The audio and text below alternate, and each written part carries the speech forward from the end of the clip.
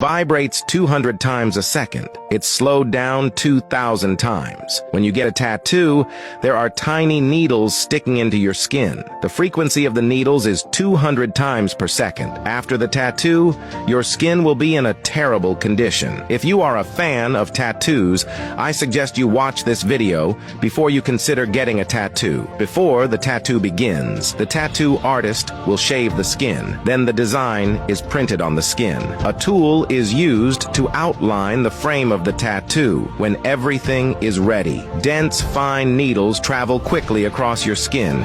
Even if it's a small piece of design, you'll have to endure tens of millions of stitches, and tattoos are painful for the immune system. The pigment molecules in the ink penetrate the dermal layer of the skin. At this point, the immune system begins to recognize these pigment molecules and recognizes them as invaders. So the immune system schedules the immune cells to attack. The immune cells are numerous, but they're too small. They're no match for the pigment molecules. That's why it's so difficult to clean a tattoo completely. It's very likely that the design will stay with you for the rest of your life.